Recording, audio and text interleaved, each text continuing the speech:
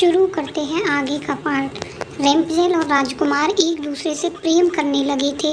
दोनों ने मिलते ही एक दूसरे को पसंद कर लिया था और वह एक दूसरे के लिए अतरंग सहचर बन गए। अतः राजकुमार ने रेम्पजेल के सामने विवाह का प्रस्ताव रखा। रेम्पजेल इस पर सहमत हुई और दोनों का मिलना जुलना धीमे धीमे बढ़ने लगा।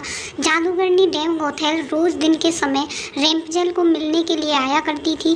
राजकुमार और रेम्पजेल ने मिलकर एक योजना बनाई कि राजकुमार द्वारा दिए गए रेशम से रेम्पजेल एक सीढ़ी बनाएगी जिससे कि वह दोनों उस जगह से भाग सके। रेम्पजेल की मूर्खता के कारण जादूगरनी डैम गोथेल को राजकुमार के रेम्पजेल के पास आने और उसके गर्भवती हो जाने का पता चल गया।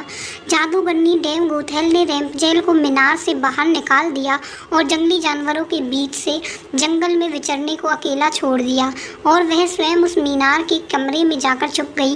राजकुमार के चढ़ने के लिए उसने रेम्पजेल के बालों को काटकर उन्हें मीनार से बाहर लटका दिया था ताकि राजकुमार ऊपर चढ़ सके और उसे कोई शक न हो।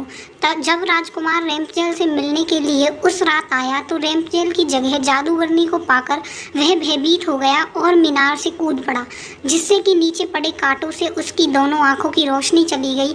जब राजकुमार नीचे गिरने लगा उसके हाथ में रेम्पजेल के कटे हुए बाल आ गए और रेम्पजेल की लंबे बालों की लट राजकुमार के साथ ही नीचे गिर गई। नीचे उतर पाने का कोई अन्य तरीका न होने के कारण जादूगरनी डैम गोथेल उस मीनार में फंस गई और अंततः मृत्यु को प्राप्त हुई। अपनी आंखों और अपनी प्रेमिका को खो देने के बाद राजकुमार निराश होकर अंधा होकर जगह जगह भटकने लगा। कई महीनों तक इस प्रकार भटकने के पश्चात वह इस क्षेत्र में जा पहुंचा जहां पर रेम्पजेल बस चुकी थी।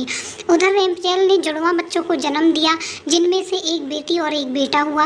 इसी तरह कुछ समय तक एक दूसरे के बिछोह के रहने के बाद अंततः दोनों उसी राज्य में एक स्थान पर मिले और उनके मिलन के चमत्कार स्वरूप राजकुमार की दृष्टि वापस आ गई और रेम्पजेल के लंबे सुनहरे बाल उसको वापस मिल गए और दोनों हंसी खुशी अपना जीवन व्यतीत करने लगे, साथ में बिताने लगे। शिक्षा।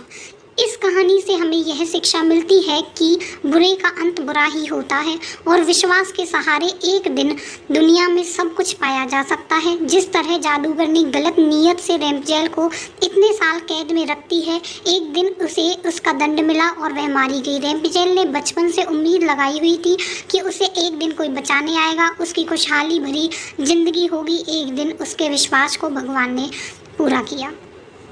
अगर आपको कहानी पसंद आई तो चैनल को लाइक सब्सक्राइब करें। धन्यवाद।